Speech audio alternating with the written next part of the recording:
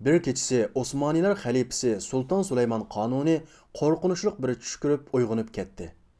U eng yaqin qo'dug'uchilardan birini chaqirtib, uningga ot uloqlarni tayyorla, puxroch kiyinib ko'ch-ko'ylarda aylanib, kishilarning ahvolini yaqindan kuzatib kelamiz dedi. Xalifa qo'dug'uchisi bilan ketib o'tib, ko'chaga tashlab etilgan bir jasadning yonidan o'tib ketib qoldi. Atrofdagi odamlardan hech biri uningga yaqin kelmagan edi. Bu kimning jasadi? Deb so'radi Sultan ajablanib. Kishilardan biri mundoq dedi. Bu poyishvoz va haroqkash birining jasadi. Uning ayoldan boshqa hech nimasi yo'q. Yo'lda ketib o'tib, tuyuqsiz o'lib qopti. İnsanlar uningdan nafratlanib, yaqin kelmayotdi. Bu kishi Muhammad alayhissalomning ummati emasmi? Sultan shundoq deganicha qo'dg'uvchisi bilan jasadni ko'tarib, u kishining uyiga bordi. Ayoli erining jasadini ko'rib, qattiq yig'lab ketdi. Nima uchun buncha yig'laysiz? Eringiz yo'lda yetib qolsa-mu, kishilar uni poyishvoz, haroqkash deb yaqin kelmabdi-ku, dedi Sultan ayoliga ich og'irtib. Ayol yig'isini to'xtatib mundoq dedi. Yo'q, mening yo'ldashim obid, zohid, taqvodor kishi edi.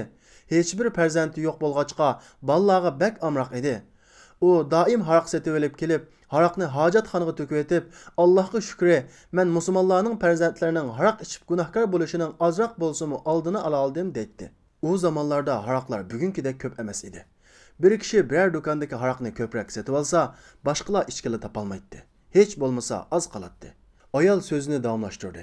U yana fohisha ayollarni tepib, uylariga qaytib ketish sharti bilan kunlik ish haqqini to'liq berib yo'lga solatdi va Allohga shukri, men bu ayollarning va yoshlarning gunohkor bo'lishining ozroq bo'lsa-mu oldin ola oldim dedi. Men yo'ldashimga kishilar ko'zi ko'rgan bo'yicha baho beradi. Sizning bundoq yaxshi niyatingizni tushunmaydi. Siz o'lib ketganda yuyib tarab dafn qilgudek, janoza namozingizni o'qigudek odam topolmay qolarsizmikin deb ansirayman desam, yo'ldashim kulib ketib, xotirjam bo'l, mening namozimni Sulton Sulaymon, vazir vuzrolar, ulumolar va butun musulmonlar o'qiydi degan edi. Buni anglagan sulton yig'lab tashladi va mundoq dedi. Allah şahit bolsun ki, men Sultan Süleyman bolumen. Men onu özüm yuyup tarab, özüm depne kılımen. Bütün musulmonlarni cemleymen. Bu qarindishimizning namazını hemmimiz okuyimiz. Ulug' Allah mundaq deydi. Şübhisiz ki, Perverdigarimiz Allah'tır degenler. Andın to'g'ri yo'lda bo'lganlarga farishtalar tushib, qo'rqmanglar, g'am qilmanglar. Sizlarga va'da qilingan jannat uchun xushal bo'linglar. Biz dunyo va oxiratda sizlarning do'stinglar.